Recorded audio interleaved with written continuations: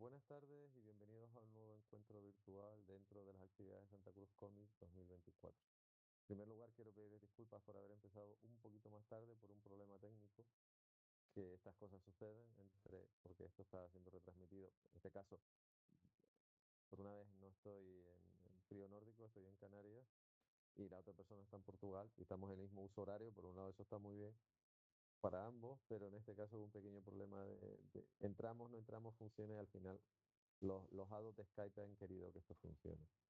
A ver, en primer lugar voy a cumplir con el protocolo, que todavía quedan por lo menos 2 encuentros virtuales más, dando los agradecimientos, en primer lugar, a la Fundación Tenemos Cómic por seguir apoyando el salón,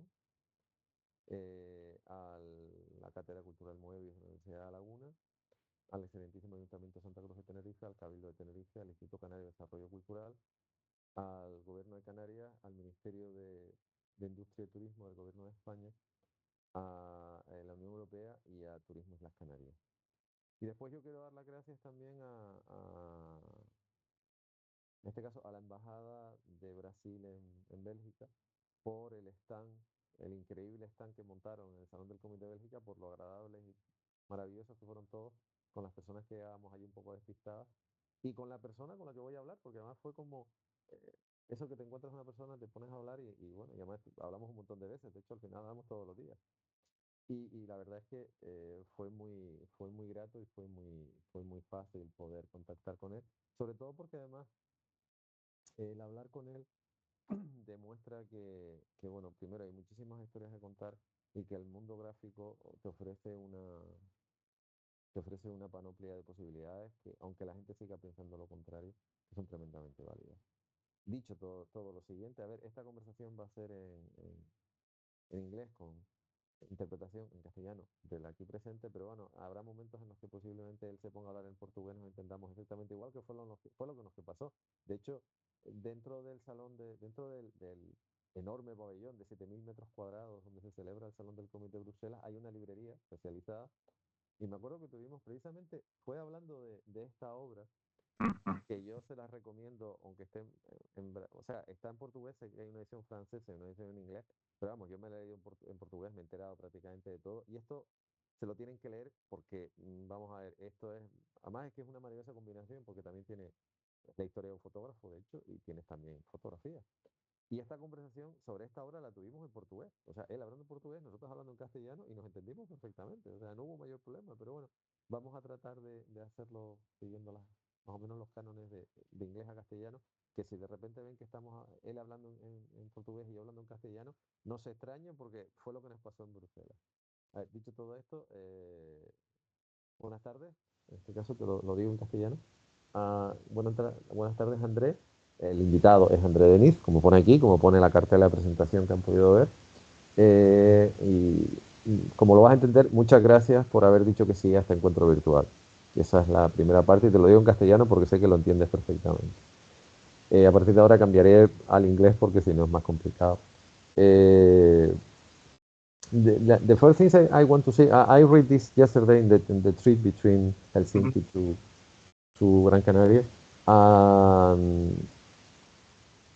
Wow, because this is this is sorry, I know sounds so baby, so naive, but it's it's wonderful to read, but it's so hard to read. Le he dicho que, a ver, me leí este tomo ayer cuando venía en el avión y me encantó, pero le dije, wow, porque es increíble, pero es tremendamente duro. De la forma en la que plantea la vida, o sea, la forma en la que plantea la vida, no solo dentro de una favela, sino dentro de la propia sociedad del país. Y los, digamos que cómo se mueve todo dentro de ese pequeño mundo, que es un mundo enorme, las favelas son enormes. Y además la historia de alguien que al final acaba contando, porque además eso, él empieza tomando fotos y hasta la misma policía se mosquea, porque dice, ¿qué estás haciendo? O sea, es como una situación de desconfianza en todo el mundo desconfía de todo el mundo. Entonces, es una radiografía, una realidad que I, I, I have not enough background to know much more about your country.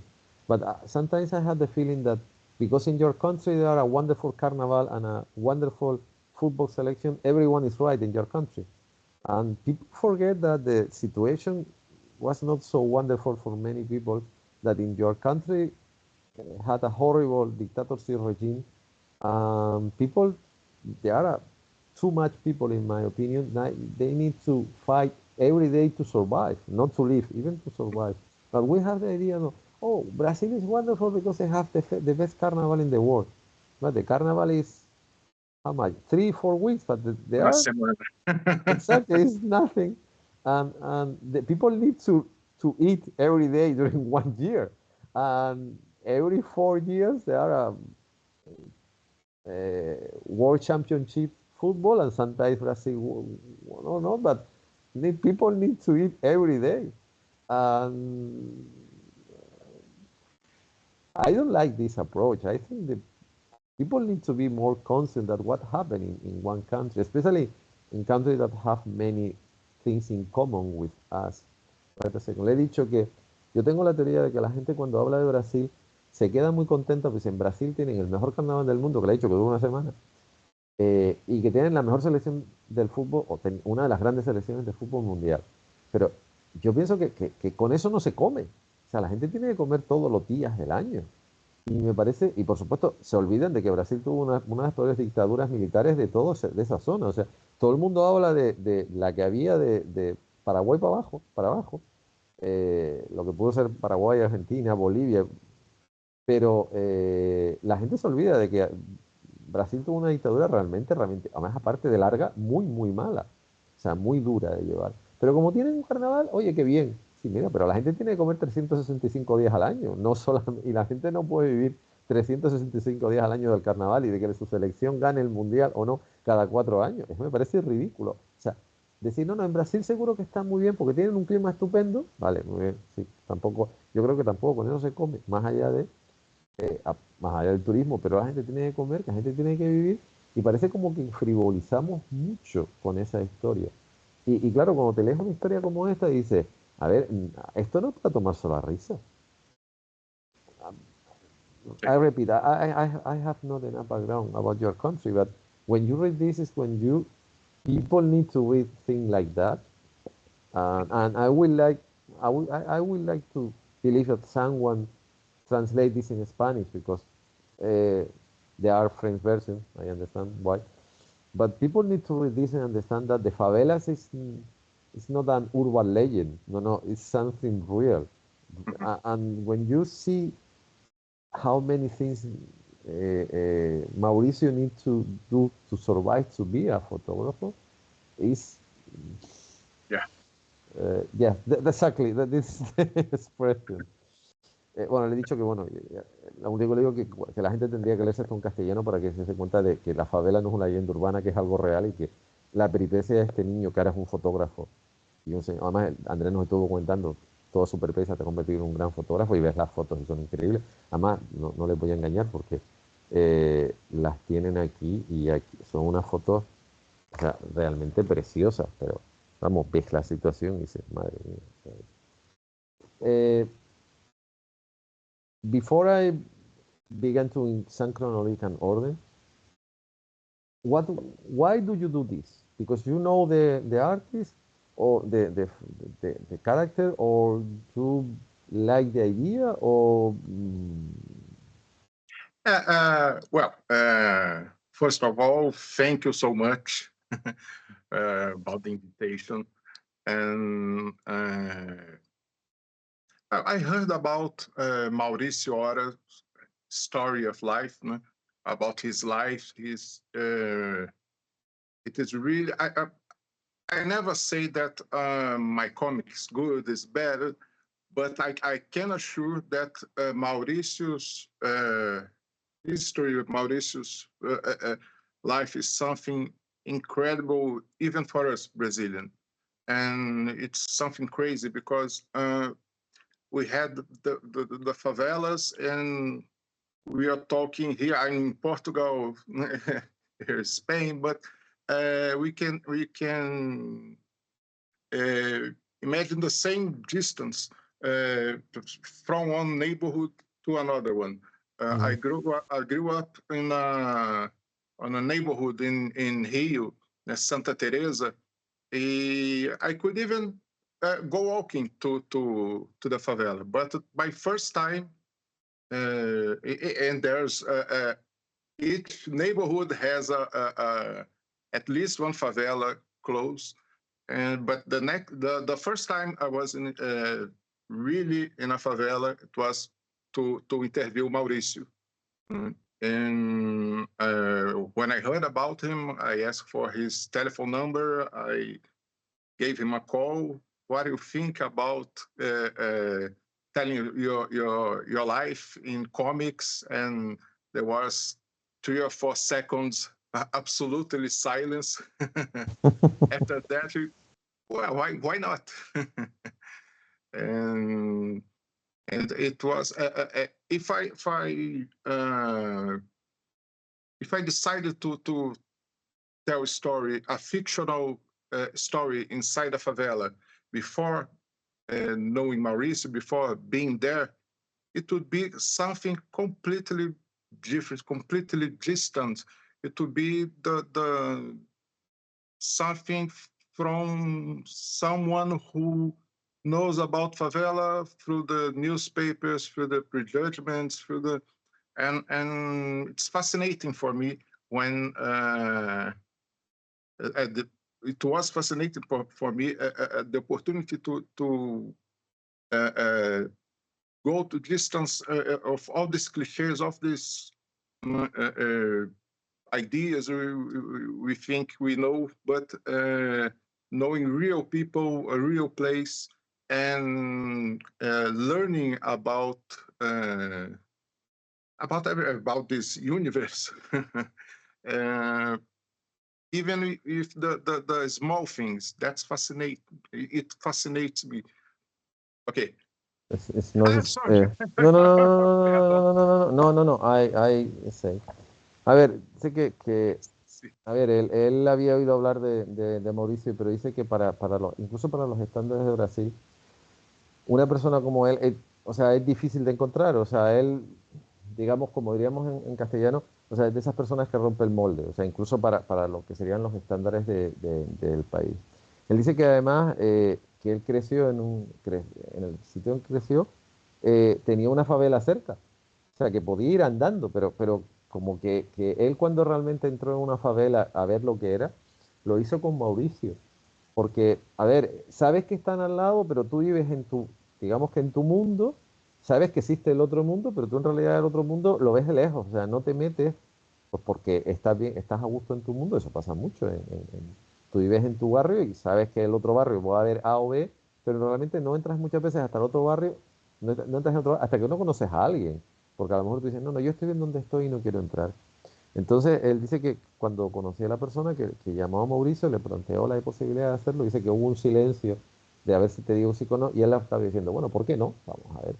Pero dice que lo que más le gustó, dice que la primera vez que entró realmente a la favela fue con Mauricio, y que cuando entró con él, realmente pudo conocer la realidad del sitio, pudo conocer la realidad de una favela, pudo conocer ese microuniverso, porque si hubiese entrado con otra persona, o lo hubiese hecho yo sin contar con una persona como Mauricio, hubiese acabado haciendo, o sea, hubiese acabado haciendo un análisis como muy impersonal, o sea, hubiese cogido eso, noticias en prensa, noticias en televisión, comentarios de terceras personas, dice, pero con Mauricio no, con Mauricio yo entré a una favela, vi como una favela y me di cuenta realmente cómo funcionaban las cosas, o sea, vine a entender, es como, por poner un ejemplo, con una persona como Mauricio, se llama Mauricio Ora, lo que hice fue ver una favela a través de un microscopio, entonces ves todo el universo, todo el micromundo, frente a que si tú, pues, tú te puedes documentar y hablar de un tema, pero siempre lo vas a hacer como distante. Con él, no, con él me metí hasta donde me tenía que meter, entonces él me permitió conocer realmente cómo funcionan las cosas dentro de una favela, porque de otra forma, pues, digamos que la aproximación hubiese sido, por decirlo alguna cosa, más teórica, más académica y sobre todo más distante. Con él, y leyendo esto te das cuenta, no hay posibilidad de distancia. Con él te vas a recorrer los mismos caminos, las mismas historias, y te vas a cruzar con muchas de las personas con las que le he cruzado toda la vida. Yes, and sorry about. No. I forgot to pause. No, a ver, if I feel that is, I say, please stop time, Okay. but with Okay, you it's great. possible. And there's on our culture, mostly of times the favela is, we saw favela in movies, in soap operas, in books, in fiction in general. It's I feel that people, that the artists search favela as a way to tell a story like a Western, without violence, with violence, with a lot of guns, and I don't like it. I was searching for the human human stories, the humans. I don't like, but at the same time, it's impossible to ignore all the violence, because everything they do, even us in Brazil who don't live inside a favela, dominated by the drug dealers, the traffics, it's that it explains, for example, why I live in Portugal since 9 years ago. And we are always afraid about the violence. For people who lives there inside the favela is really something incredible, something. But I did not like to. It wasn't my intention to tell about the violence as the main subject. One question: do you live that you live in Portugal, but I know you continue to have contact with your country and people in your country. All this situation, the violence, you have the idea the violence,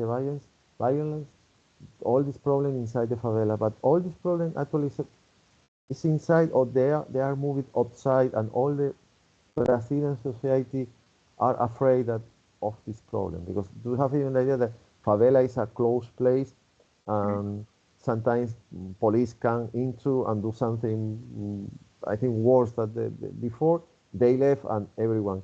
But in your point of view, all these problems now are outside, because it's impossible to keep all these things in a small place, and now they're moving outside, and there are people in every aspect of the Brazilian society are afraid that the violence of the favelas is in all the society, or the idea, the people continue to believe that the violence is only in this part of, because you told me that the favelas are so huge that it's difficult to see the difference between one society and another society, because probably the favelas is too much.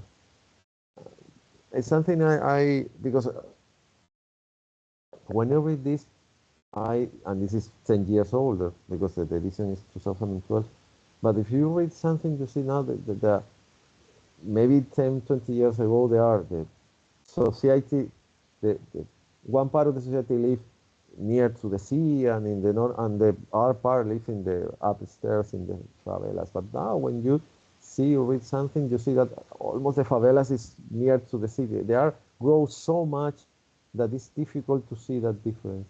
You believe that now the Brazilian people are afraid that this violence is all in all aspects of the society, or the situation is the same?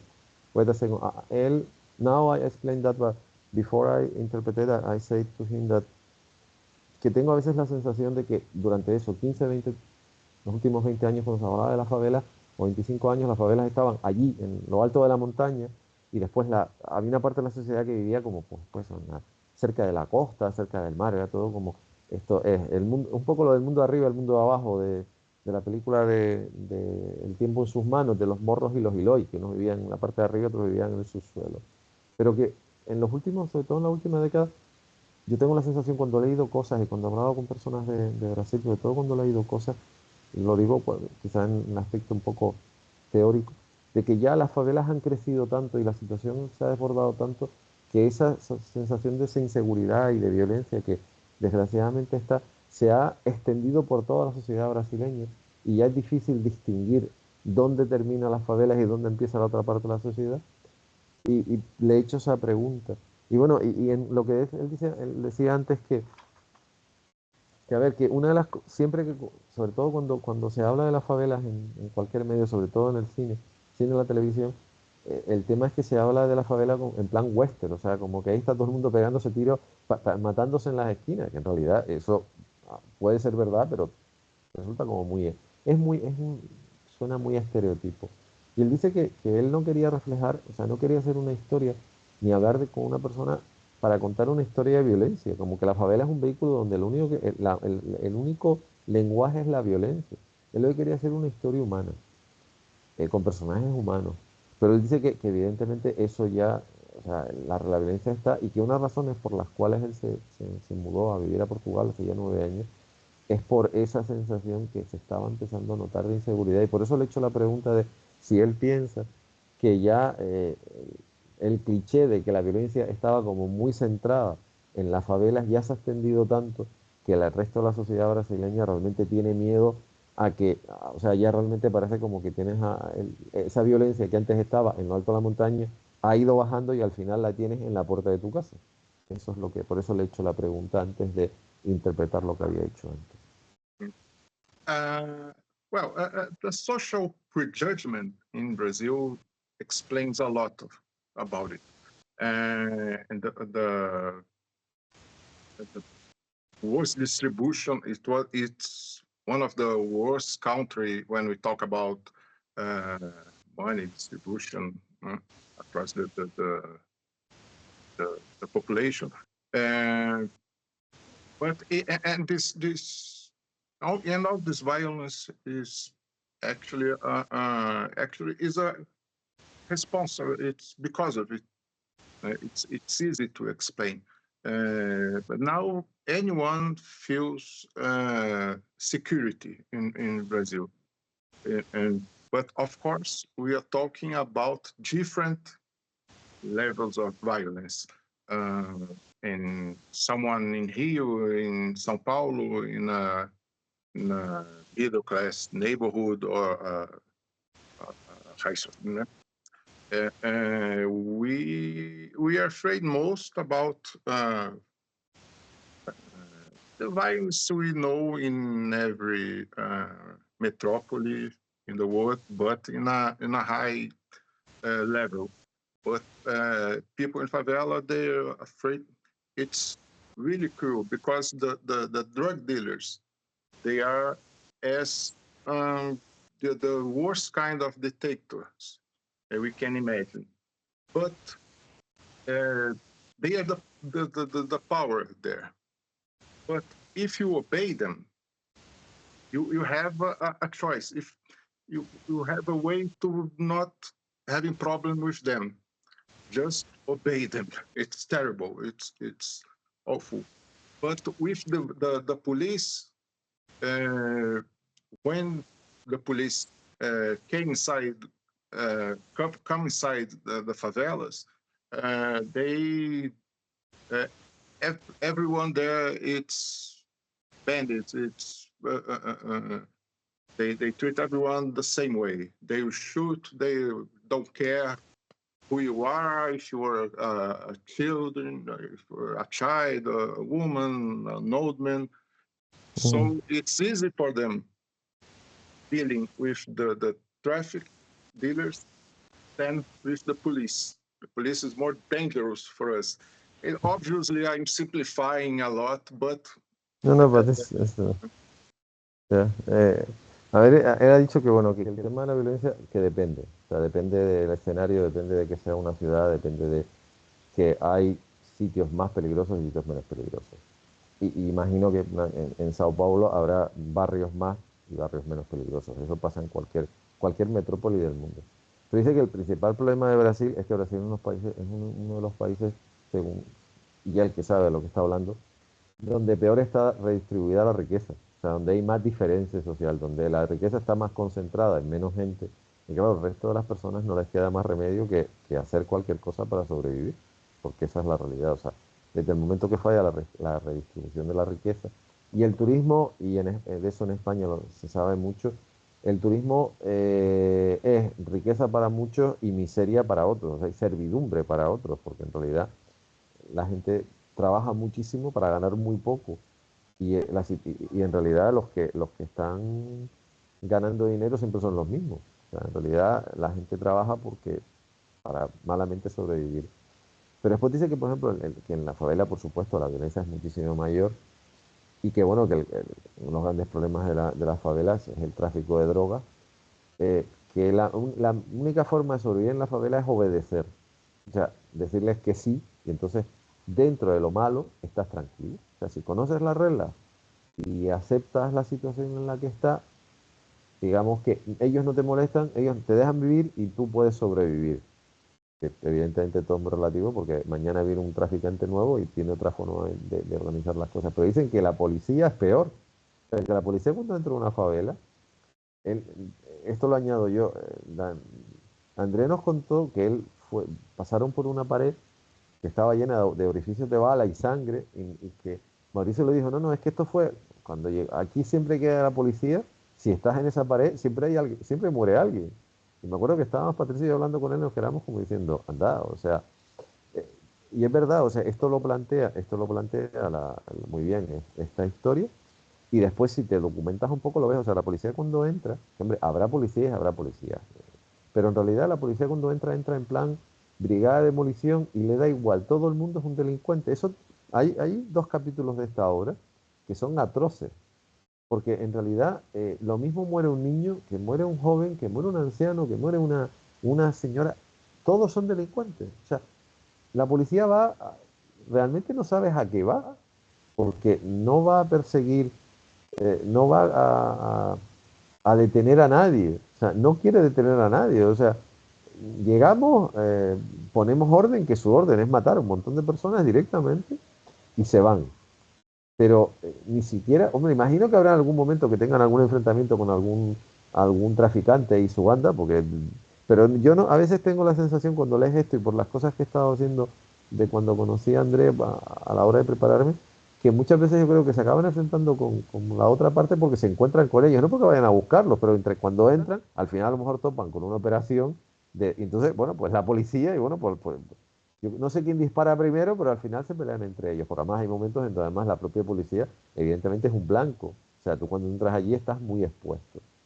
Pero eso no es ninguna solución, o sea, lo más atroz de leerte esta novela gráfica o esta historia gráfica, mejor dicho, es que soluciones no hay.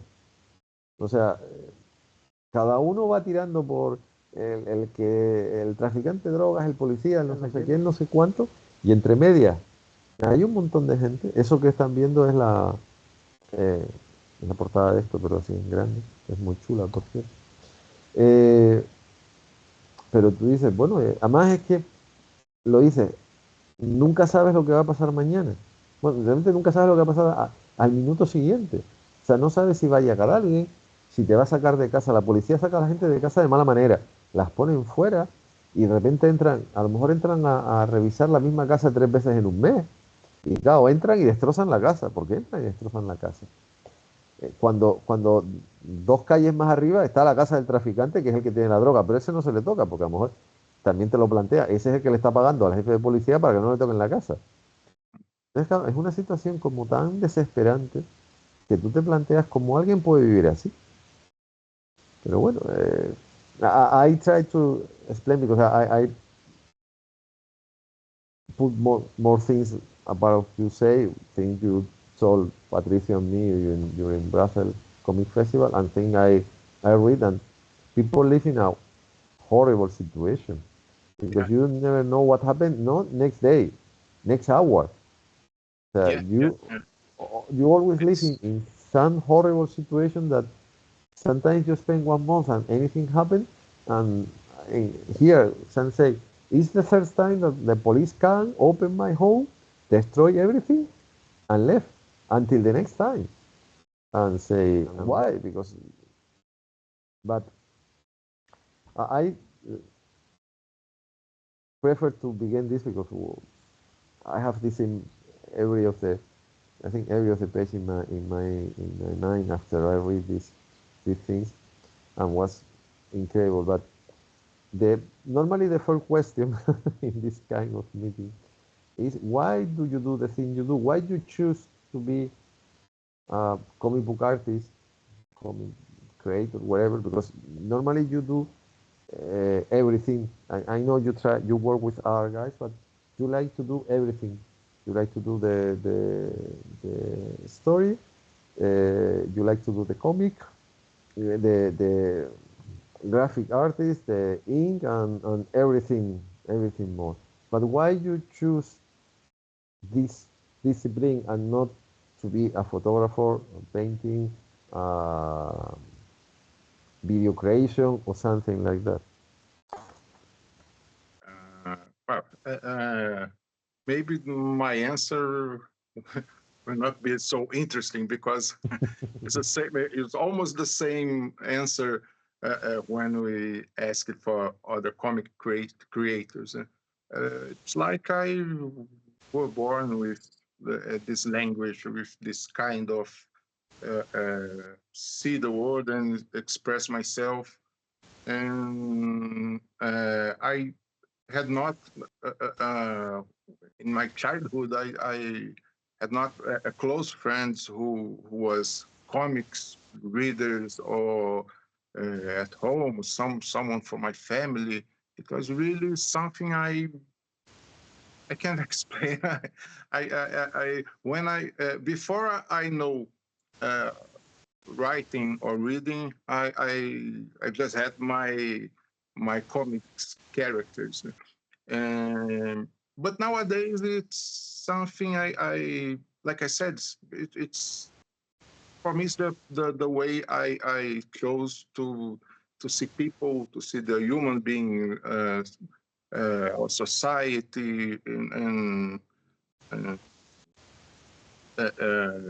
with a lot of humor also.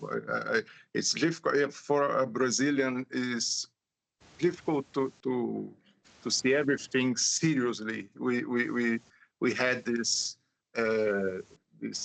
kind of this way of think. We put humor in our difficulties, but Mhm. at the same time, you can have humor to reinforce the drama, to the reflection. So I like it. It's and no, ah, No, a ver, la pregunta dice que no es, la respuesta no es apasionante, pero dice que a ver, que siempre le ha gustado.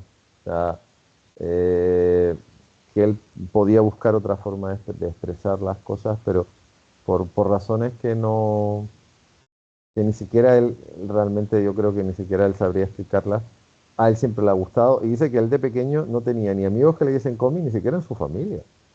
Pero él por eso, entendió que en la forma en la que podía hacerlo era lo que es el dibujo, o sea, la ilustración, el cómic, lo que ustedes quieran. Dice que además el tema de que el cómic le permite además plasmar la realidad de su sociedad, sobre todo con sentido del humor, porque dice que eso es muy importante. O sea, se pueden contar historias más o menos dramáticas, más o menos, pero que el cómic le permite eso, no perder el sentido del humor, contar las cosas, porque además, y eso lo añado yo, la sociedad brasileña, pues eso es una sociedad muy desigual, donde el sentido del humor, la verdad es que, hombre, tienes que buscarlo, porque lo que es más bien, hay mucho drama personal, pero dice que no, que el cómic es lo que le ha permitido, y entonces pues en cierta manera eso, pero la razón por qué lo hace, dice bueno, que es porque lo que realmente le gusta. O sea, no es por otra, que si, que por mucho que se ponga a pensar, bueno, yo realmente porque estoy haciendo cómics. O sea, si hay alguna razón, porque hay gente que, ¿tú por qué eres ingeniero aeroespacial? No, porque yo de chico me ponía a mirar la luna y quería ir allí. No, no, no. O sea, él esa explicación no la puede. Esto viene a colación, perdón por la teoría de que Carl Sagan, que es uno de los grandes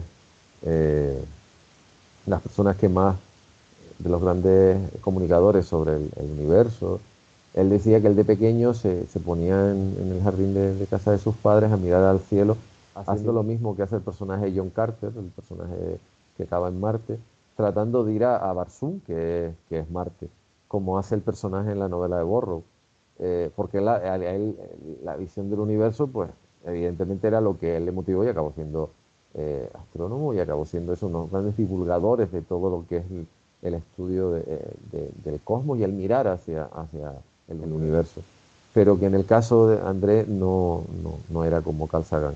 I suppose you understand, but I explained that Yeah, yeah. you don't have a, and I put the example because I like uh, Carl Sagan, who was the guy when his TV series Cosmos opened my eyes to see the space, and I really like, because my grandpa liked Burroughs, like Tarzan, and like especially John Carter of Mars.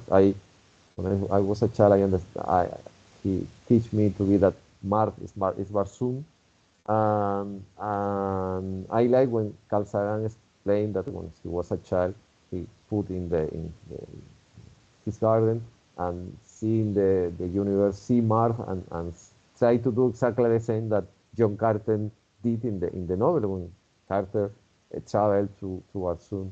But in your case, no, in your case, you don't. If you try to explain why it's not like Sagan wanted to be someone related with the cosmos, but in your case, you don't have the same relation, but Yeah. at last you choose to be a comic book artist and you're very happy with that. But for that example, I put the example with Carl Sagan because Carl Sagan always wanted to be someone that even explore the cosmos. But in your case, no, in your case, you like the language and one day decide to be a comic book artist, but you don't do the same thing like Carl Sagan. One? That's curious because even when I can say I started in a professional way, the comics in Brazil are so far than today. The comics market, the comics place, the comics the comics artist was everything so small. Nowadays, we understand someone who decides to do comics, but at the late 90s, the beginning of the 2000s, it was almost a desert. And I'm talking about 2000, for example. In 2005, we can say that it has a huge difference, huge growing, and nowadays we have some events some festivals with 600 comic artists signing their books. Wow. It was unimaginable. It was something we couldn't imagine that could happen in Brazil. It's the 21st century. I think, things change. I don't know. Sometimes these things happen. You really never know. I think with the new technologies, the open the possibilities to, because in the 20th century it's more complicated how to interact with editors and editorials and events. But now it's a little bit more easy. And it's a Now it's possible. yes, now it's possible and it's possible and it's, for example, it's great that Wasn't the embassy of Brazil organized, o sea, not organized, helped to put the wonderful stand you had in Brussels and even the ambassador attend and come to see you and talk with you and help. And I think this is a really wonderful approach, especially in one country when the comic book is everyone read comic books, everyone. The smaller, the younger, the older, the senior, everyone like comics. And it's wonderful that, but what happened is, I think that the 21st century opened the possibilities to, especially to the small artists and small comic book editorial to show, because before that you need to move, you need to go to some event and put an stand. Now you have your work, your web page. It's the same thing now we see in the screen. It's possible to see the cover of your job and some page. Now even small editorial in Brazil or in Australia or Portugal or in Finland, they have the possibility to and put the web page in different language and offer the possibility to read the first chapter and whatever. And now, before that was the only thing is attend a physical event or send through post, that is crazy things. But now, no, now, and even you have the possibility to do this, invite someone to talk. You are in Portugal and now in Gran Canaria, but normally you are in Portugal. Patricia is in Tenerife and I am in Finland. On that case, we moved to Brussels, but in the 20th century, the only way is you need to travel and you need to, and if I want to have this meeting, I need to invite you physically and you need to come to Tenerife or wherever. So now we don't need this.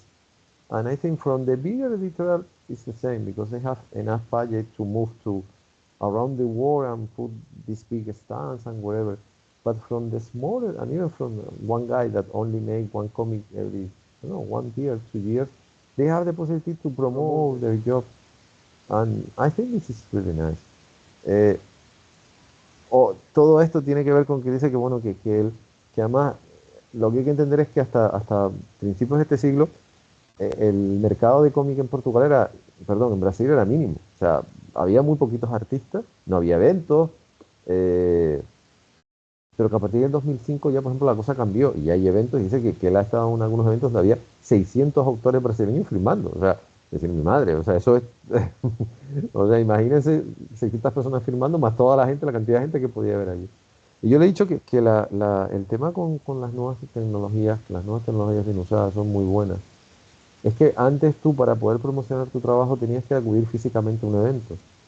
Era la única forma, y después pues mandar el material por correo. O sea, porque además todavía trabajos como el de Andrés, muchos que son en blanco y negro, los podías mandar por fax, pero un cómic en color lo mandas por fax y evidentemente lo que te salía era un churro, hablando claramente.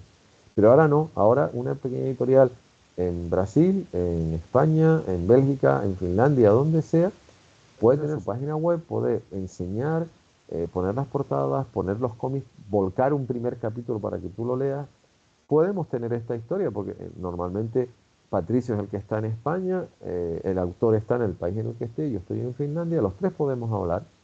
Y el responsable técnico, que por cierto no le di los agradecimientos, o sea, la habilidad del maldito, y a don Gonzalo Santana.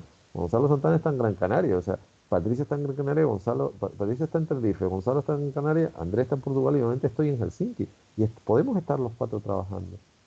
Y en eso las nuevas tecnologías nos ayudan muchísimo. Y además, sobre todo, nos ayudan a los pequeños, porque una editorial grande, ya sea anglosajona o franco-belga, que son dos ejemplos, les da igual, montan unos stands increíbles y a ellos les da igual recorrerse el mundo y traerse 14 autores y no sé qué, no sé cuándo.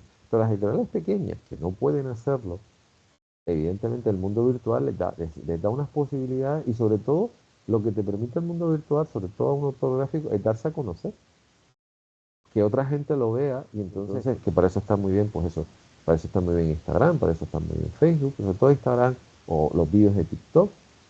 Y entonces tú ahora tienes la posibilidad de ver el trabajo, o lo que hacemos aquí, de que nosotros estamos hablando y ven las imágenes que están en la pantalla. Y eso antes no lo podías hacer, porque antes no podías tener este soporte. Ahora ustedes están pudiendo ver el trabajo de Andrés, páginas, portadas, historias.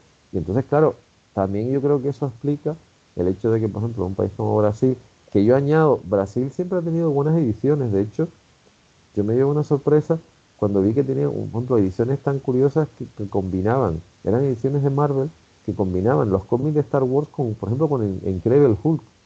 Y lo que pasa es que era un formato chiquitito, porque a veces se publicaba en un formato, una especie de formato manga, pequeñito, estoy hablando de los años 80, pero las ediciones eran muy buenas y además incluso cambiaban las portadas. O sea, en Brasil hay un montón de variantes de portadas de Star Wars que fueron remontadas por las editoriales brasileñas, que ahora son dificilísimas de encontrar y lo hicieron solo ellos. O sea, es curioso, en Portugal le daba por hacer el formato enorme, porque los cómics de Star Wars originales, los primeros 6 números tienen formato tabloide, un formato así. En cambio, en Brasil hicieron la cosa pequeñita. Y eran eso, ediciones de Marvel, que como Marvel publicaba Star Wars, del 77 al 86, te tenía una historia de Hulk y una historia de Star Wars. You understand, but I explain to you that when I studied Star Wars comic, I found that the Brazilian edition Star Wars was in a small size, and there are a mix between Incredible Hulk and Star Wars, but the size of the comic book was smaller. And for example, in Portugal, the Star Wars comic was in big format, in the tabloid format, and in black and white, but in big format. And in Brazil was the same, but it's smaller. And the edition was really nice. Actually, it's so difficult to find because they create a new cover from Star Wars comics. But there are some market, for example, from Marvel, and from Marvel, especially from Marvel, much more from DC, in my knowledge. But these smaller versions are really nice. But I explain everything. You understand very well my language too. That now with the new technologies, all these things happen. Uh, when you choose one topic from your job, because this is a totally different. This is I don't know how. Even you read trastornos, angustia, traumas, temor, odio, obsesiones, que es lo que pone aquí detrás. Esto es una especie de versión de. This is a some your Kafka version of all the psychical problem of the normal guy. This is more difficult to read. This is difficult. Your job is wonderful because I like how you make, but and not because it's in Portuguese, because my Portuguese is not too rusty to understand. But and wow, you make a big things, not normal thing. But when you choose a topic, what was why do you choose to make tattoo, for example, or the art jobs you make, and not choose other things? Perdón, yo le he preguntado, a ver, he dicho que esta obra es totalmente lo contrario, o sea, no es, es otra historia, y que además esto viene a ser su versión vamos a ver, de los delirios kafkianos, o sea, es como todos los problemas psicológicos que puede tener una persona metidos en una señora obra gráfica, porque, a ver, como verán, esto tiene, a ver, porque no sé si está numerado, creo que no, porque no lo soy, bueno, sí, esta historia tiene 214 páginas. Y son 214 páginas, aunque la haya leído en portugués, que se puede entender, es durito. Entonces he preguntado, ¿qué es lo que hace que él decida hacer una historia en detrimento de otra? Well, actually, this is a fictional and no fictional at the same time, because I spent some years since 2014, and even nowadays I deal with depression, with this all this stuff of mental illness. But at that time when it started, and it was one of the best moments of my life. Everything's going right, and then I couldn't go out, or I couldn't go out my bed, and my memory was awful, my attention, my concentration, but I was not sad. I was not living any difficulty. So I spent 1 year doing a lot of kind of going all the specialists, but I couldn't imagine it could be depression. And just after 1 year, I started to deal with it, and that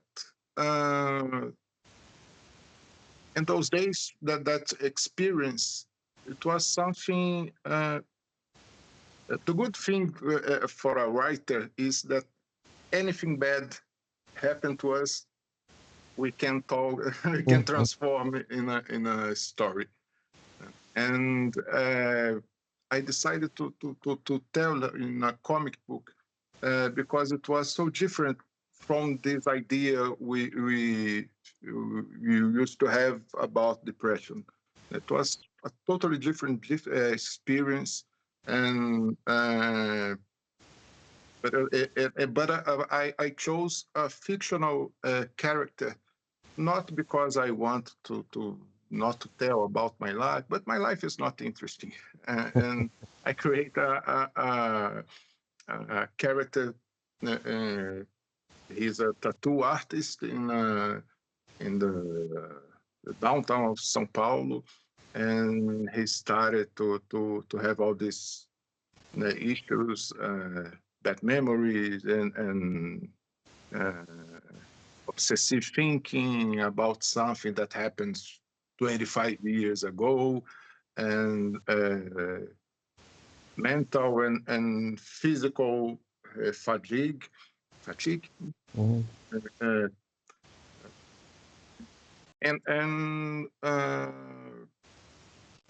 But with fiction, it sometimes is easier to be loyal or the real subject with fiction than if I would just tell about my experience.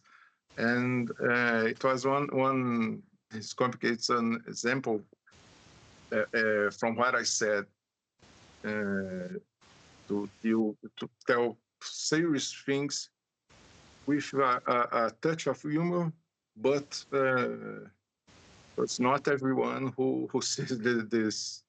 We can see this humor. For me, I think there are some humor, but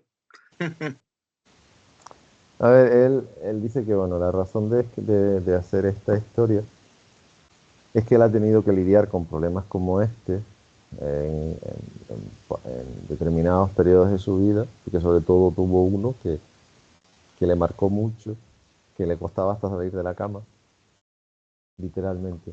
Y que cuando lo consiguió, o sea, cuando consiguió salir de esa situación, que además que es una historia que es ficción y no es ficción.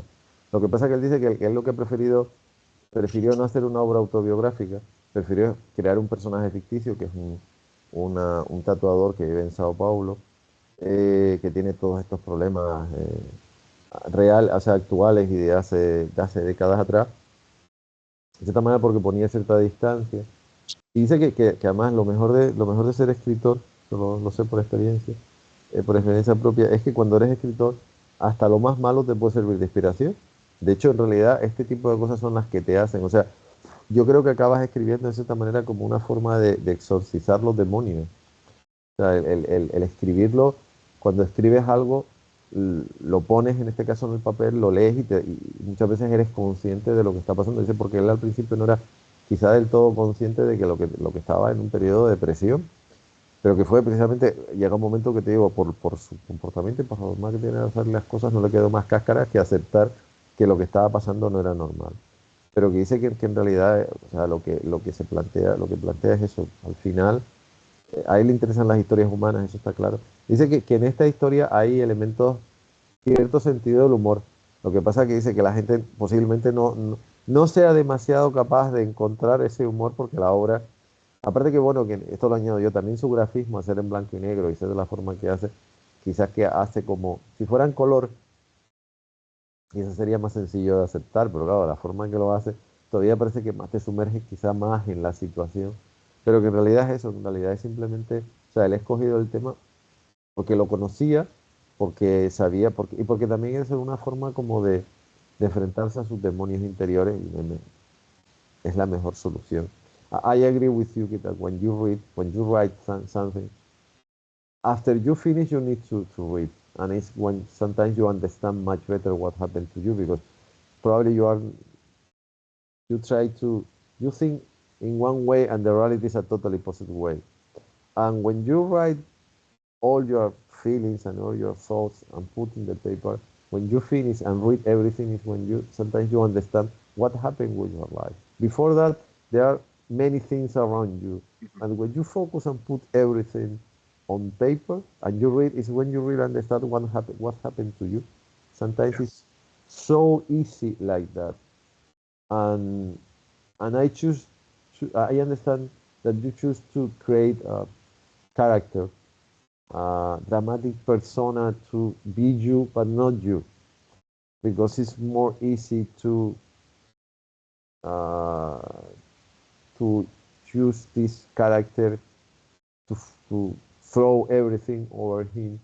But you are in that level, and the character is in different level. The autobiographic things are painful and very difficult to do because it's when sometimes you see in front of you who are you, and sometimes it's much better you have a different character. You know that in some way it's you, but it's not you too. And this distance for a creator, I need this distance. Sometimes it's much better because you are in there. It's the same world but in a different level. And I think this distance is really nice to for a creator. Is some security net, some security line to because it's not this. I don't know how to describe. Le he dicho que a ver, entiendo perfectamente que crease un personaje porque cuando tratas temas autobiográficos, a veces es bueno volcarlos en un personaje que tú creas, porque es como tener esa distancia de seguridad. O sea, tú estás en el mismo universo pero en distinto nivel. Y en realidad tú sabes que eres tú, pero no eres tú. Entonces tienes como una cierta libertad, una cierta tranquilidad. Si no, a veces es muy duro el ver que la persona que está ahí eres tú, porque entonces, claro, esa distancia de seguridad no existe.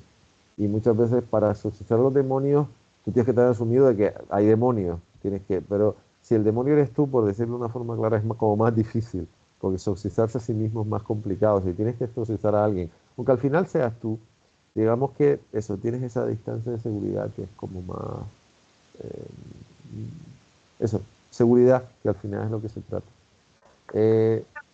But for me, I don't know if that's exactly the point. Maybe it would be easier for me open my mind, my life, my I don't have. It was difficult to make it with Mauricio Ora, the photographer, because I was recreating his life and his family life and put words in people who's not here anymore and dealing with so difficult, so sensitive subjects. And that was difficult for me in the first moment. But to tell about me, it won't be difficult, but I think it won't be interesting. It's much more interesting for me create the fiction, use the fiction power and create a character much more interesting than me, and at the same time use him to tell about the subject. Él dice también que, bueno, que el tema también es que para él resulta más interesante y supongo que por ende al lector el hecho de crear un personaje que pueda tener más matices que él, que sea más rico, eso, más rico en matices que él, porque si la persona, el lector va a encontrar más, le va a ser más atractivo porque, ya lo he dicho antes, él no se considera una persona nada relevante y nada importante, entonces también, quizá que el tema es que cuando creas ese personaje, acabas creando algo que para él resulta más atractivo, piensa que es más atractivo para el lector. pero y también dice que para él es mucho más fácil el hablar de eso, de un personaje como puede ser Mauricio ahora, de las personas que lo rodean, muchas de las cuales no están, porque bueno, evidentemente es eso, ya tienes una persona y lo que haces es seguir, o sea, tienes una persona con una vida, con un pasado, con una historia, y bueno, ya estás contando una historia, lo único que tienes que hacer es tratar de ser lo más fiel posible a esa persona y a su mundo y a lo que ha hecho. Pero que bueno, que al final, eso es lo que queda claro cuando lees tu obra, es que lo que quiere hacer son cosas que sean interesantes, y sean interesantes para la mayor cantidad de público. Eh, when was the moment when you decide to go out and show your job outside the Brazilian market? Was your idea of someone saw your job in internet or in Instagram or in some convention and offered to you, for example, the have a French version and English version of the comic of the Favela of the Mauricio Ora? What was the process? Was you knock the door of some editorial in France or United Kingdom, or someone contact you, or what exactly? Yeah.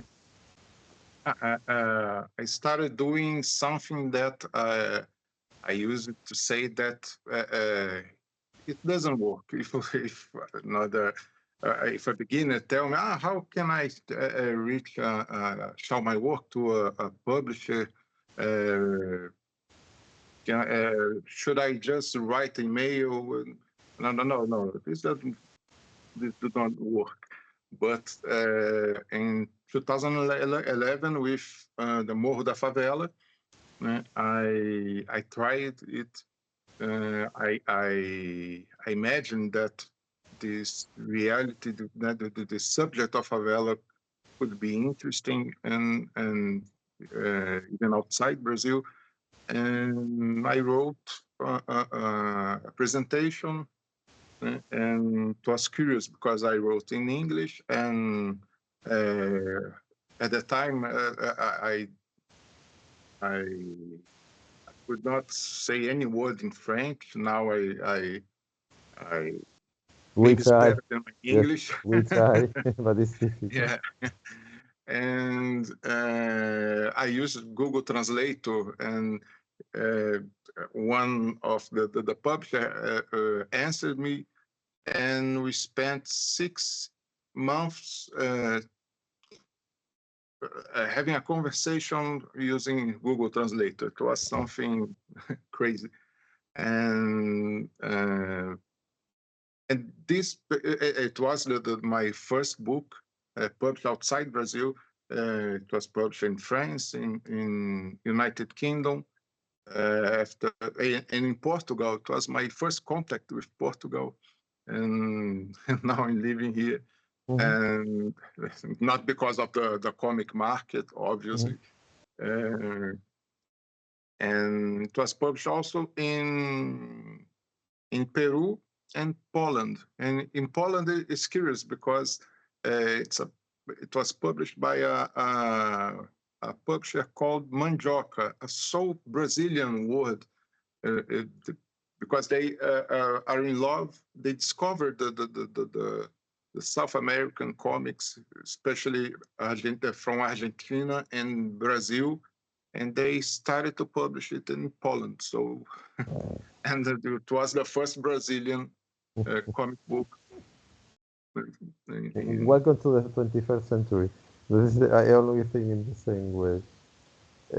I like the how you explain the thing of Google's translation. Son, if you know how to use the tool, why not? Because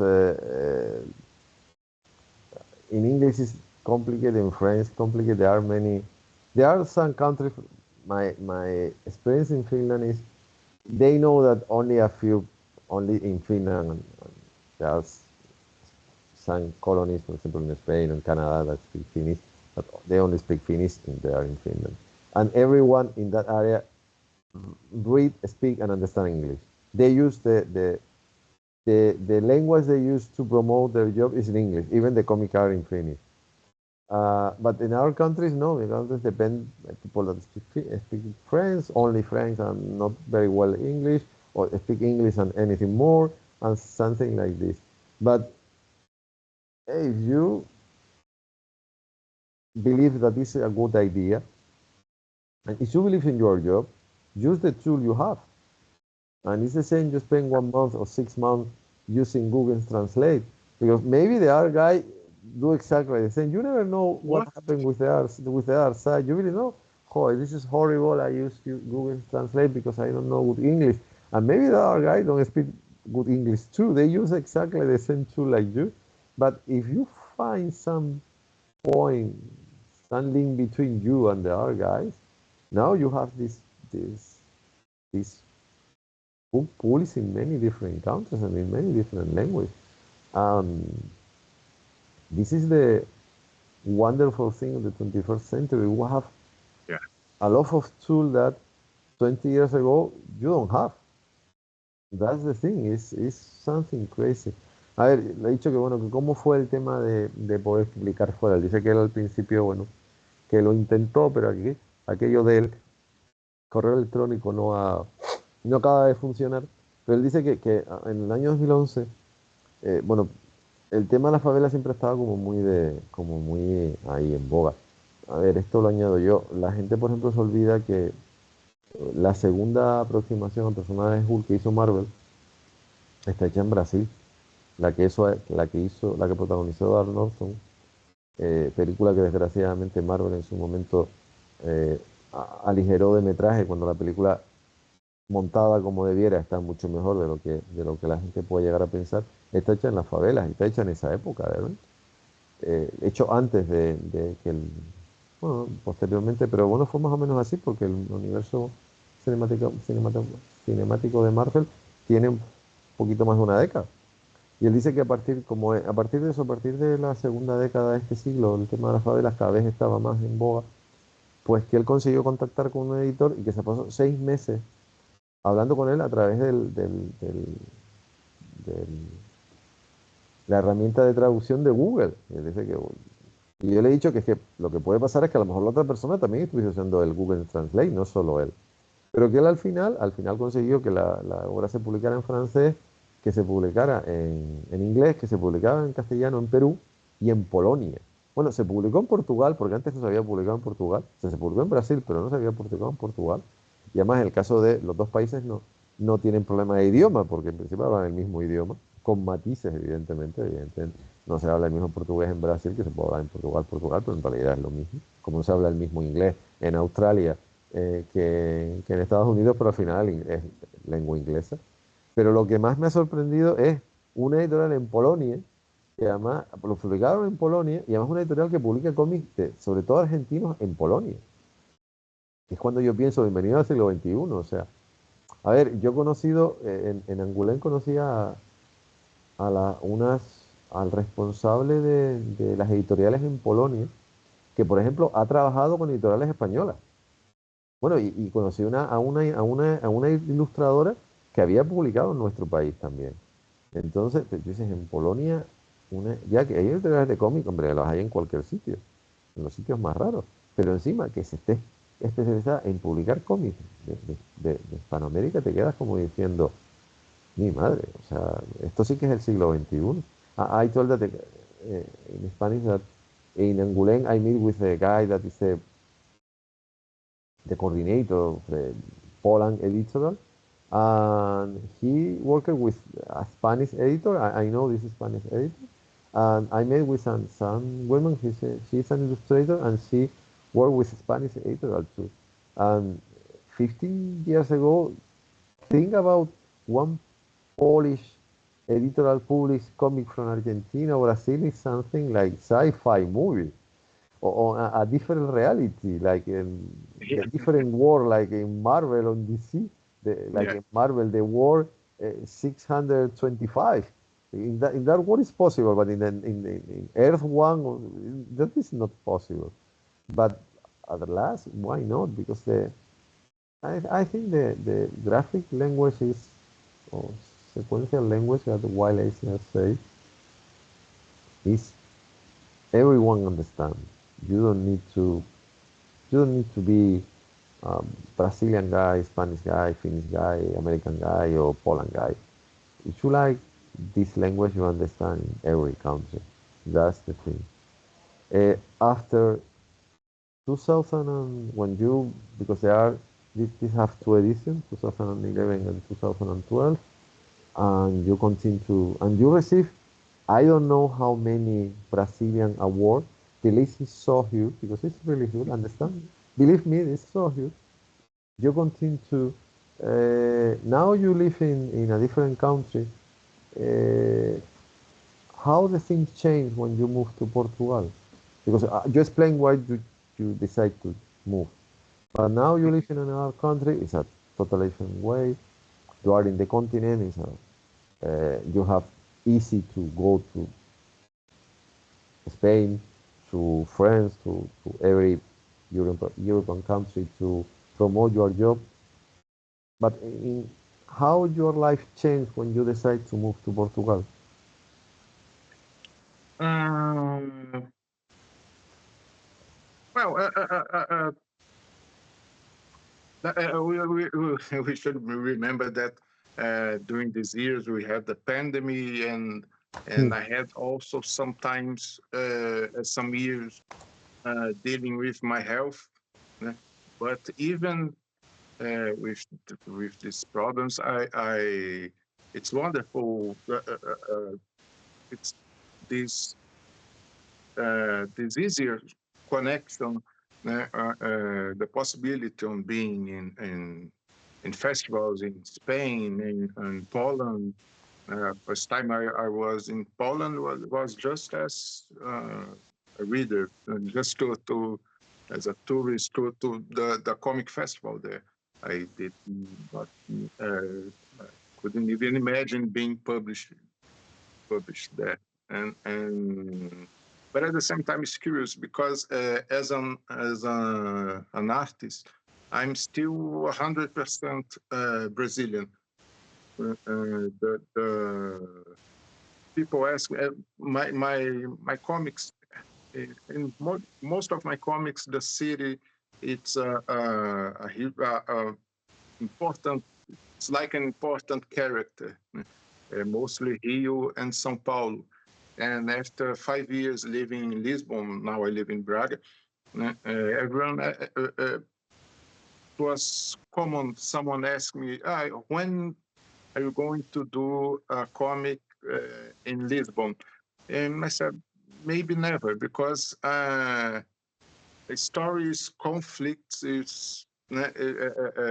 I write about things that frights me, that scares me, that I could not understand, I cannot understand, I cannot, and São Paulo in Rio is the place to tell about these things. And in Lisbon, I'm still a tourist. Everything is difficult for us Brazilians, even notice the problems, the social problems, the criminal problems in outside Brazil, because everything in Brazil is so strong, so huge. And here, for example, it's difficult in the first moment to see who's rich, who's poor. It's curious. So Brazil, Rio, São Paulo, and Brazilian people, Brazilian problems are still my main subject. Ujú. A ver, él dice que, vamos a ver, que evidentemente el vivir en Europa, en este caso vivir en Portugal, lo que le ha dado la posibilidad de visitar eso, visitar España, visitar Francia, Bélgica o visitar Polonia. Porque la primera vez que visitó Polonia, bueno, fue un shock ver lo que se movía allí, las editoriales, cómo hacían las cosas. Pero que, por ejemplo, que él vivió primero en Lisboa y él vive en Braga. Y dice que él, por ejemplo, él no... Primero no acaba de entender realmente cómo funcionan las cosas en esa ciudad, porque de cierta manera se ve como, no sé si un turista o un extranjero, pero lo que lo que digamos que nunca se ha liberado en el buen sentido es de la influencia que tiene su país, o sea, la influencia que sigue ejerciendo su país en su forma de ver la vida.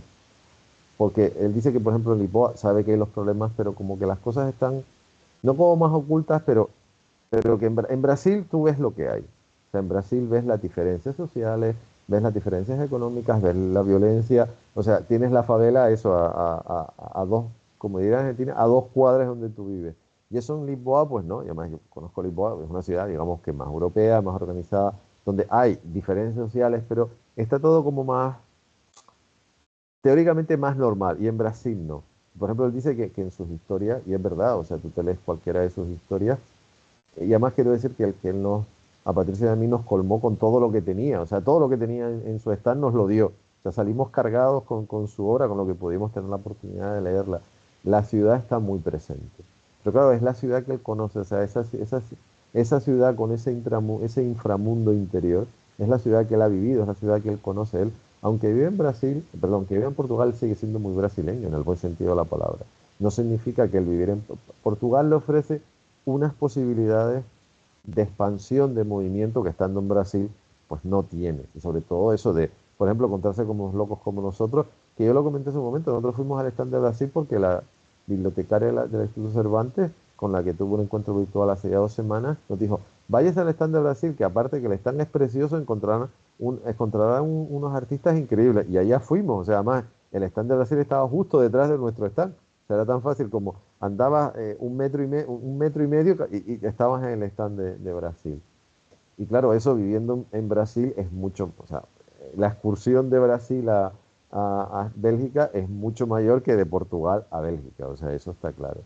Pero que él tiene asumido de que Brasil, la sociedad, o sea, para Brasil, los problemas de su país, la forma en la que la sociedad se organiza y los elementos que son tanto las personas como las propias ciudades, eso está muy presente en su obra.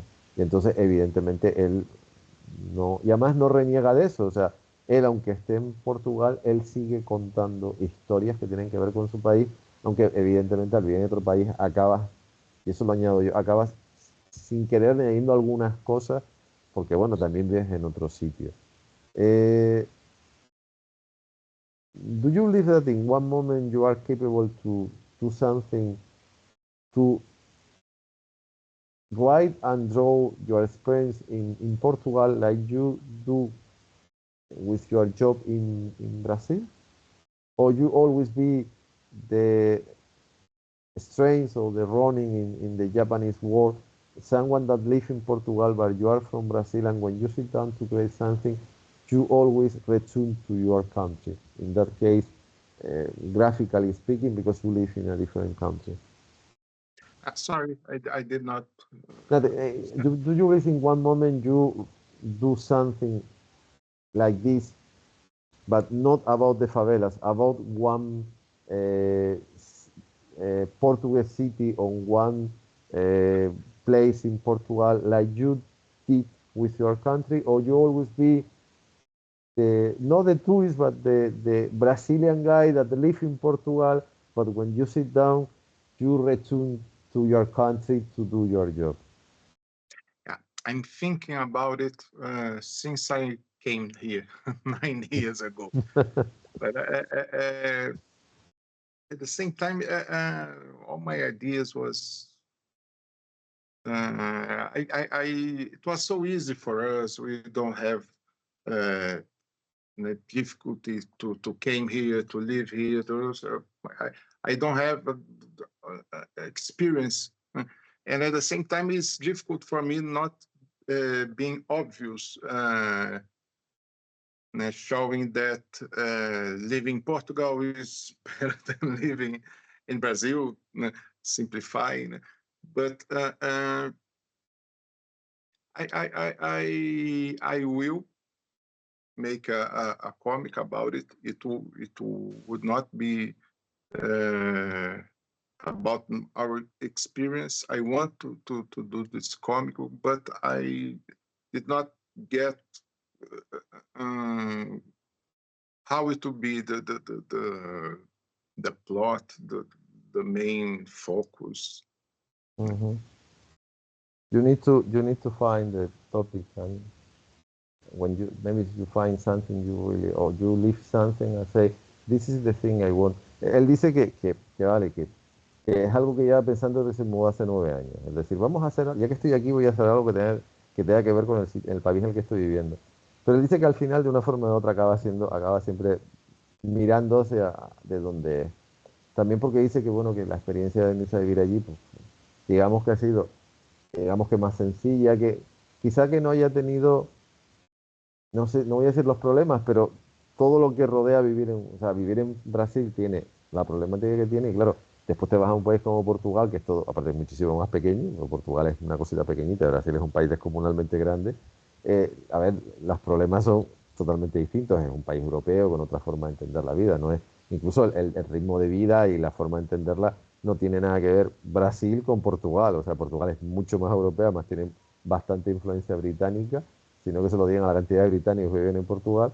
Y claro, Brasil es todo y todo lo contrario. Él dice que en realidad él sigue dándole vueltas a eso, que le gustaría, pero que el tema es que todavía, que él no ha encontrado como eso, el tema o la circunstancia o la experiencia que le lleva a decir, pues vamos a hacer esto como si le ha pasado, o a lo mejor conocer a alguien como Mauricio, ahora en Portugal, que yo quiero contar la historia de esta persona. I think you need to find something like Mauricio in Portugal that you really want to write and draw something about this character, because sometimes you need to find something or someone that is this moment when you Imagine someone with Mauricio here is no, impossible, it's even with impossible. different problems with, Yes, but but I, maybe. Yes. No, but I understood what you someone you saw asked. someone you say I really want to do something with this person, because I believe this person is so attractive in many ways Yeah, that probably someone wants to know much more on that. You never The thing is, you never know when you decide to do something. Uh, yeah. Maybe that's I'll follow another path. What I should do, maybe it's interviewing with immigrants, not only Brazilians, but mhm, with people from Angola, Mozambique. There's a lot mhm, here, and Cabo Verde, countries that have the same language, and maybe another another way is a story about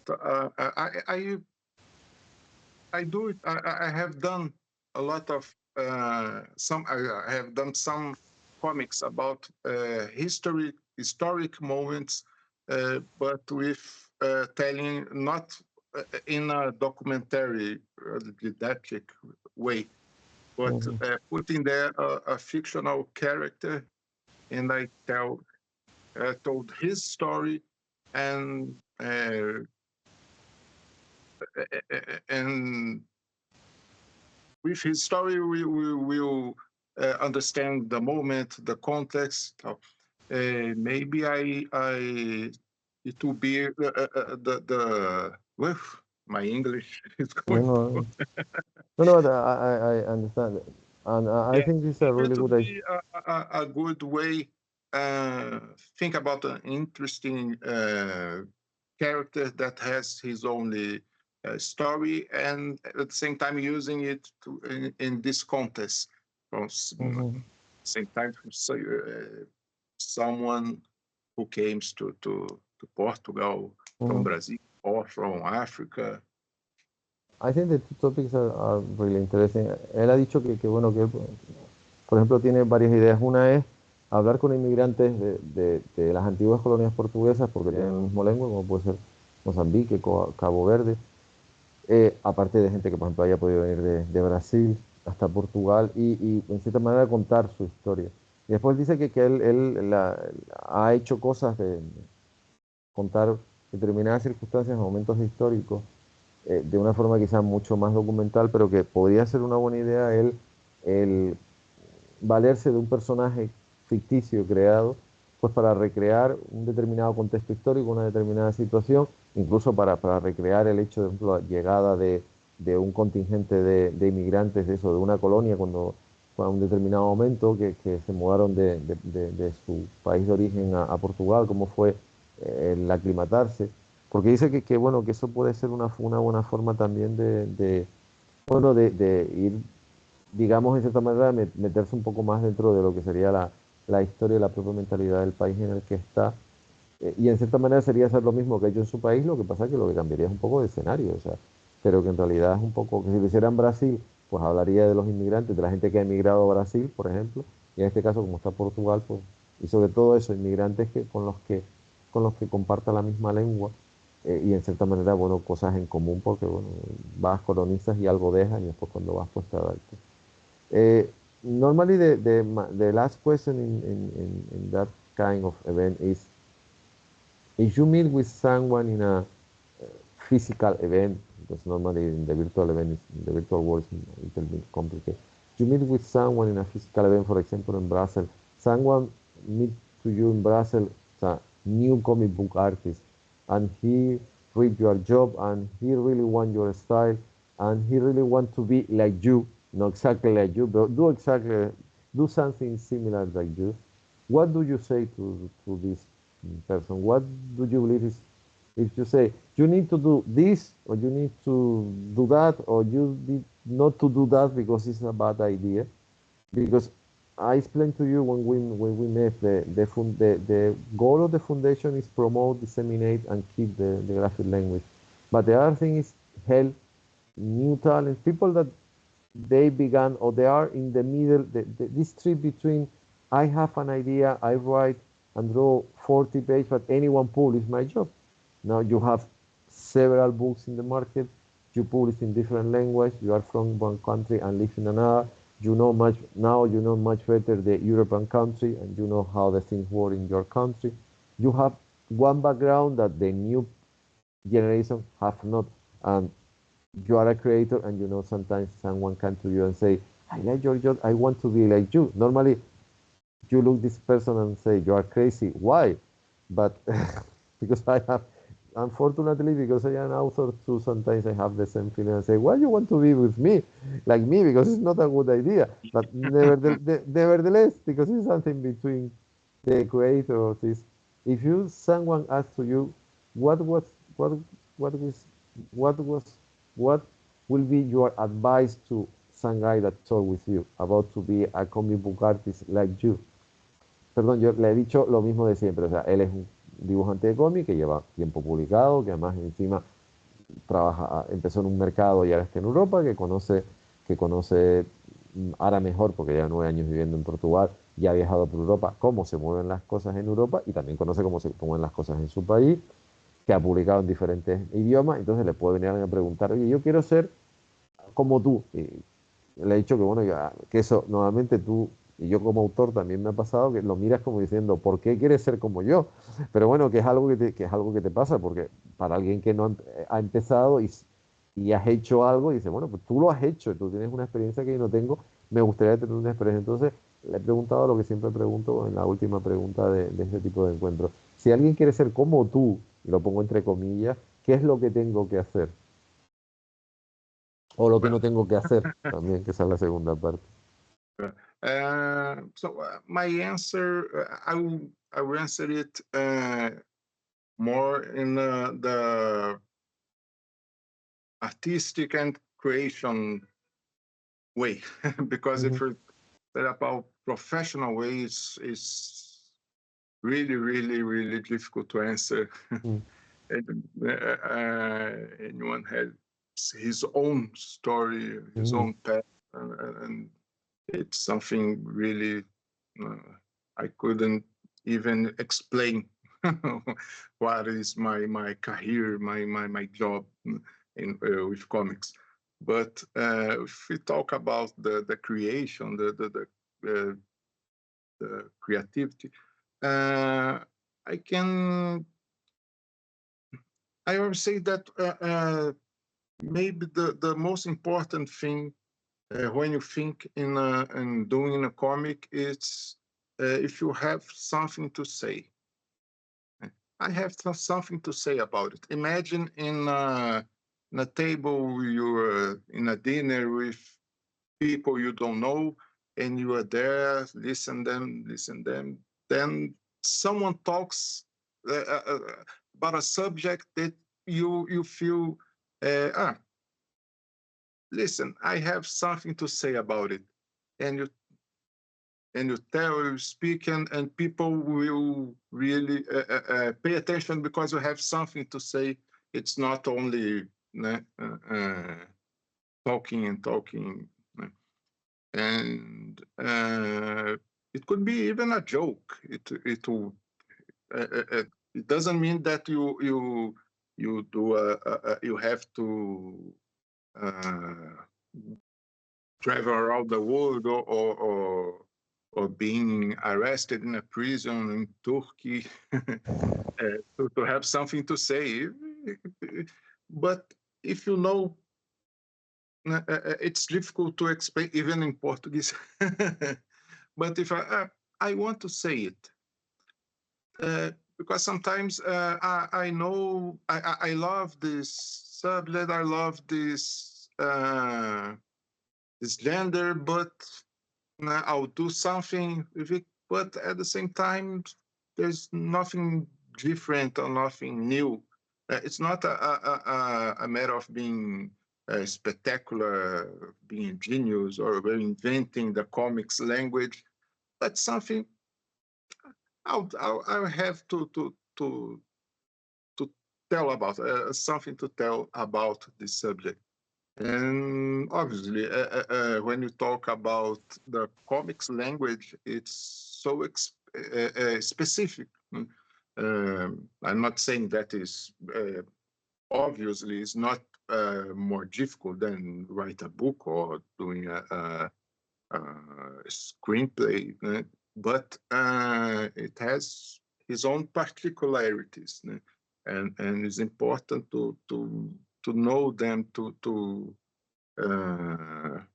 study them, even as a writer, even as a reader,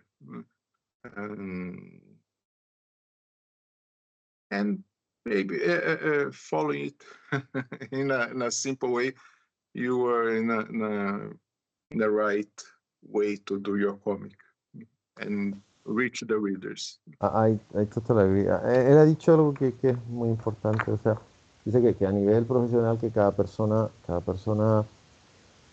tiene una experiencia distinta. O sea, no, dos personas no tienen la misma relación con un editor. O sea, tú puedes conocer a un editor de dos formas totalmente distintas. Puedes llegar a un evento de cómics, o sea, puedes llegar a asistir a un evento de cómics por muchísimas razones.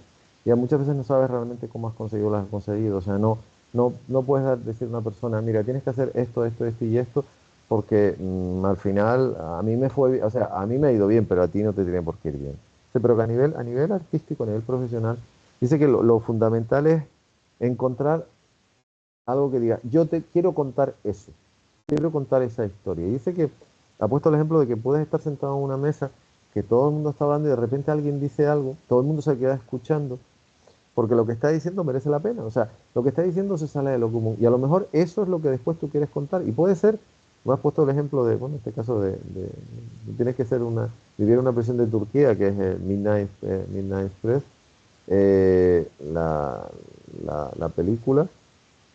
O sea, no tienes que ir a buscarte nada extraño, ni irte a un mundo imaginario, ni a algo súper dramático, que puede ser una broma, que digas, pues yo quiero contar eso. O sea, a partir de esa broma, o a partir de esa conversación que oigas, o a partir de, yo qué sé, de lo que diga alguien en un determinado momento, puedes encontrar algo que te motive a sentarte a escribir y después a dibujar. O sea, que lo importante es que tengas algo que decir. O sea, no se trata de ningún requiero mental extraño, no sé qué, no sé cuánto, sino que haya algo que por niño que pueda hacer te motive.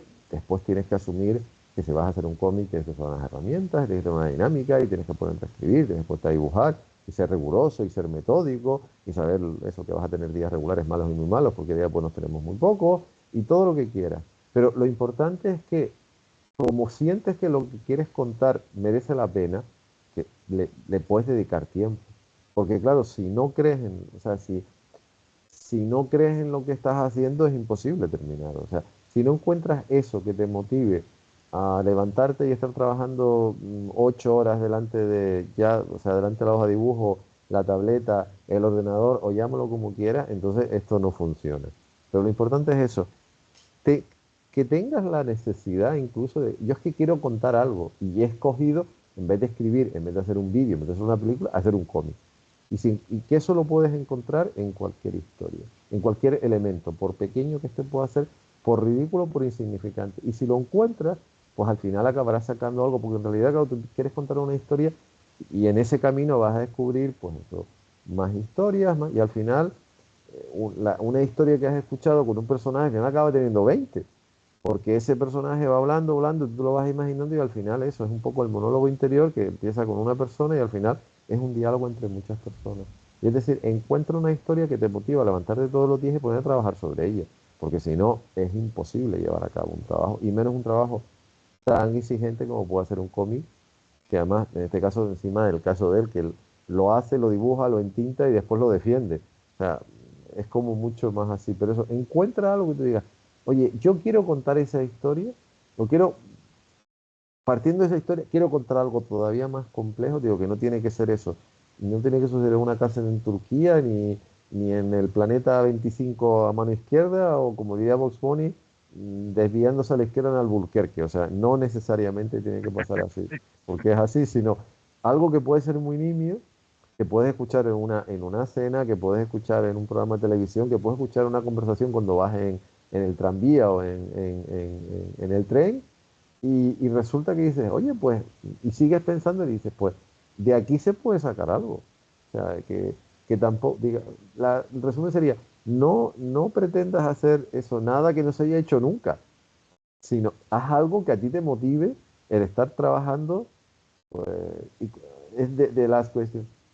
How much time you spend to, for example, to write and to draw this? Do you remember how much? Yeah, each work is so different.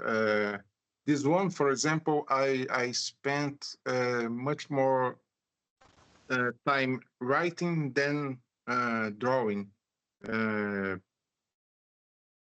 uh, Most because of what I said, the first block with, my God, I'm dealing with so delicate subjects and with real people, and I have to deal even with the possibility to Mauricio have, he could have some problem with the drug dealers, depending of what I say there.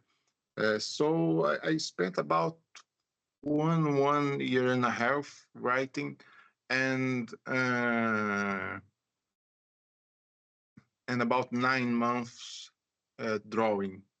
It was the first time I started to use a software specific for screenplays or for writing, because I had to organize so much different points of view, so much different times and subjects, and create a fluid story. But it depends. For example, I've done an adaptation from Dostoevsky, The Idiot, on a comic with 400 pages and almost no words, almost wordless. And obviously, I took so many. People say, "Oh, drawing 400 pages! Wow, it was nice. It was, maybe I spent the same 9, 8 months doing it. The hardest work was reinventing a 600 pages book, a classic, in a comic with almost speechless, and I took some years. Obviously, not working only on this, Yeah, but maybe 6 years thinking the. Bueno, wow. Another wow. Le he preguntado, y por aquello de bueno que se hagan una idea de cuánto tardó, por ejemplo, en hacer este, dice que por el problema de esto fue a la hora de escribirlo, que claro, como el ambiente, el escenario es el que es, que, claro, para empezar no quería causarle ningún problema a Mauricio con el público, fundamentalmente con los traficantes de droga y demás. Pero entre una cosa y otra se pasó un año y medio para escribir el guión y otros 9 meses para dibujarlo. O sea, esos son casi 2 años y medio. Pero dice que bueno, la portada la vieron antes, la adaptación que hizo del Idiota de Dostoyevsky, en 400 páginas prácticamente sin imágenes, que el libro son 600. Él dice que esto todavía fue muchísimo más complicado, que si pone todo el tiempo que tardó son entre una cosa y otra como 6 años. Pero claro, es que estamos hablando de una obra tremendamente compleja, de hecho de una obra que tiene texto, todo el que se puede imaginar, porque Dostoyevsky escribía y escribía y escribía y escribía y escribía. Y el tema fue, vamos a ver, traduce, vamos a ver, transforma todas esas miles de palabras en una obra que tiene también 400 páginas, porque tampoco es que sea una cosita, lo digo porque esa es una de las obras que vimos que esa la tiene Patricio, que es un tocho enorme y no tiene prácticamente letras, o sea, no tiene prácticamente bocadillos de texto, pero claro, el adaptar eso, pero claro, dice que no estuvo los 6 años trabajando solamente, que hizo más cosas, pero que si se pone a sumar eso, son 2 años y medio largos para hacer esta obra y 6 años para la otra. Entonces, es una forma de que entiendan, o sea, si no encuentras algo que te motive, no es que no vayas a estar 6 años, no estás 6 semanas, ni estás 2 años y medio. Entonces, fíjense la complejidad de hacer ambas obras y por eso lo que dice, es tan importante encontrar un tema que de verdad haga que tú te pases un montón de tiempo trabajando y al final digas, oye, mira, todo este tiempo que he invertido merece la pena. Andrés, was a really, really good experience, a real pleasure to talk with you in Brussels. We have a wonderful opportunity to meet with you, and I am grateful you say to to say yes to this virtual meeting. And I hope after this meeting, people begin to see your job more often. And I hope some Spanish editorial decide to publish your job in my country because uh, I really like how you make this, how you create your personal approach of problem like your mental issues or the problem in your country. How you do this is a wonderful. It's a hard experience, but it's a really nice experience. And I invite to everyone to meet with your personal approach of how you make your job. And I hope that in the case of the idiot, because there are only a few pages, easy to read. But even this, and it's not so difficult. There are some words not exactly the same, but it's possible to understand. But you need to read the text and you need to read the image too. But it's a wonderful, I think that actually in this crazy world, it's necessary to meet with comic book artists like you because you offer a new perspective. It's not the classical approach. And it's good that Patricio and I had the opportunity to meet with you in Brussels and now have the opportunity in this virtual meeting from Santa Cruz Comics. And I'm very grateful and thank you very much for your time and your help and your kindness and everything. That's We can argue. No, I'm I'll say. Sorry, no worry. I know like I was in Brussels thinking in French and English. Yes. But what I want to say is that it's really I'm so proud of being here. I'm so grateful and thank you so much this opportunity to talk with the Spanish readers or maybe publishers. And now that I live so close and I love so much going to Spain. I really love your culture. I I want to maybe soon I would have this conversation in Spanish. Mhm. No, no, but actually in English is, I told you what's possible with us to talk with you, but it's good to try to do in different language. But at the last is you, after 5 minutes talking with you, you are in Portuguese and we are in Spanish. We understand almost everything. It's not so complicated. But I really hope that someone understands is good too, because you told before people have a, I don't know how to describe, not the real, no, they don't have the real image of your country. When you read, when someone like Patricia and me read your job, when I meet with you, the next day when we arrive in the hotel, we sit down in bed and we're going to read Patricia one side and me on the other side. And when we finish, we change the books. And it's when I understand much better exactly what happened, for example, in the favelas after you read your job, because it's not this version of the old west. No, no, no, this is the real world. This is personal real. This is the real problem. This is the real police in the favelas. It's not the image you have from the TV series or from the movies or even from the newspaper. No, no, this is the real world. There are nothing to hide. And there's even good things. No? No, no, no, they Some are. nice people, a kind of friendship specific. Exactly. They are really, you always, it's possible to meet with wonderful people in the more horrible situation. But the thing is, you understand much better because you see one side and another side that you you are capable to see the human side of the favelas. Normally, you see only the problems, and the death. But no, no, you see everything. Not only this topic, Yeah. you see everything, the whole package. And it's the moment when you understand exactly what happened in one place. It's not. It's always the same. It's a topic, but it's not nice.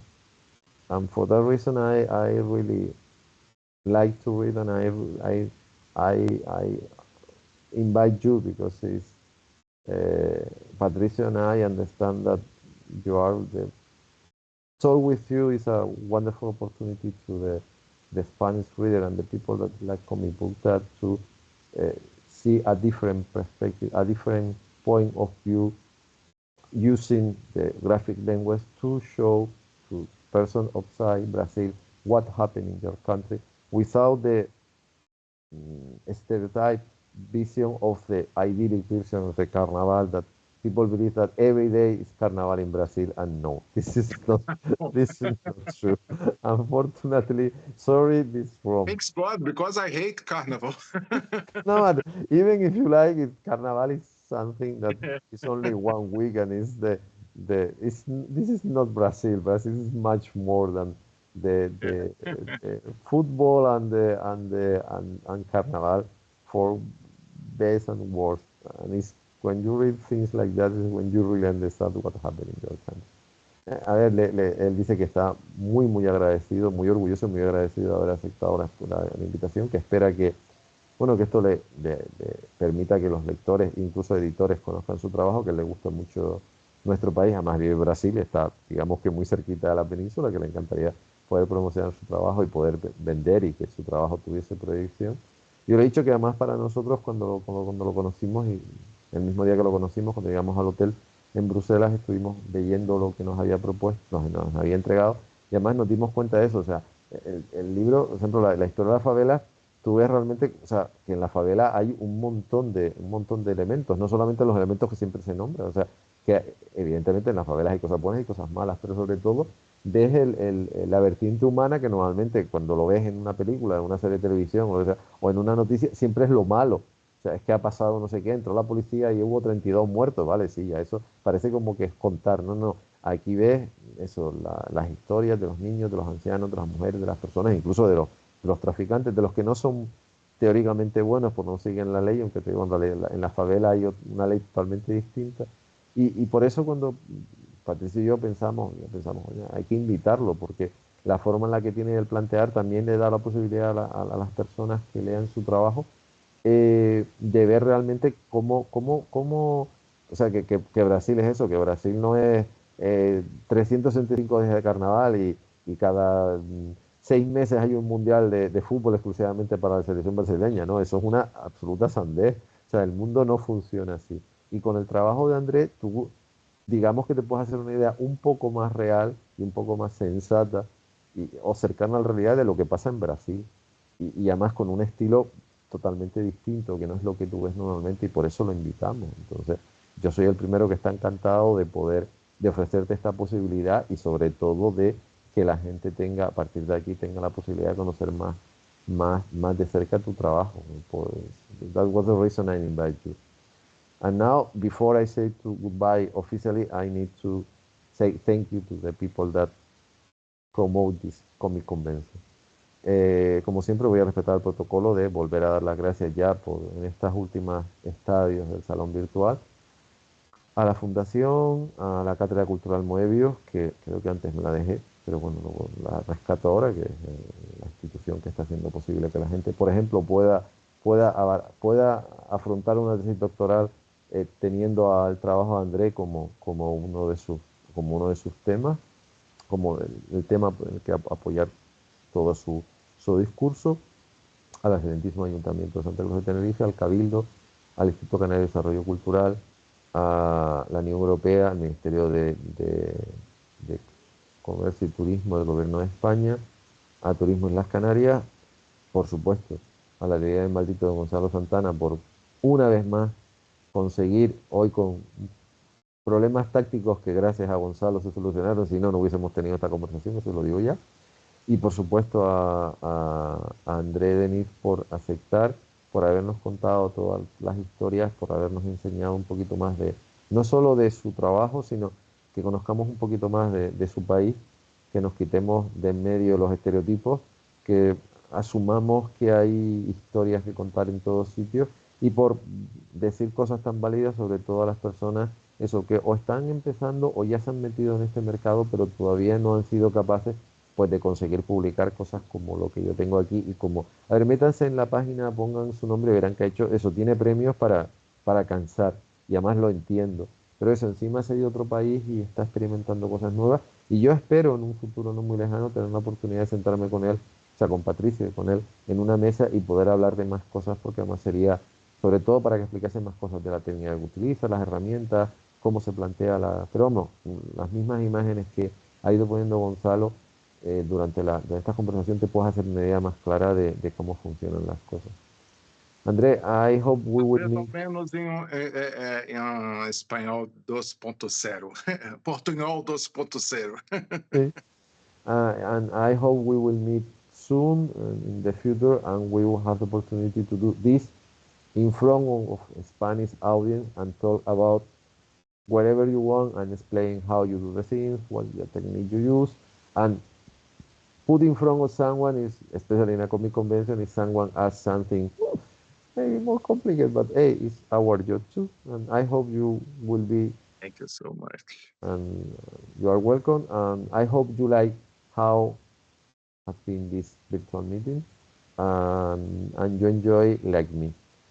Y yo les invito a las personas que han estado asistiendo desde el día 4 de octubre, ya estamos a día 21, que ya en principio nos quedan 2 más, mañana y pasado, y a partir del jueves tenemos Santa Cruz Comics versión virtual, versión presencial, en Santa Cruz de Tenerife, no en una sede, en muchas, o sea que este año va a ser, recorramos Santa Cruz y aparte de ver la ciudad, también asistiremos a eventos de cómic, o sea, tienes una doble vertiente, conocer la ciudad, si ya estás vas a conocerla más, y si vienes de fuera tendrás la oportunidad de conocer Santa Cruz a pie de calle y a ver, y que disfruten con todas las actividades que Santa Cruz Comics les va a ofrecer.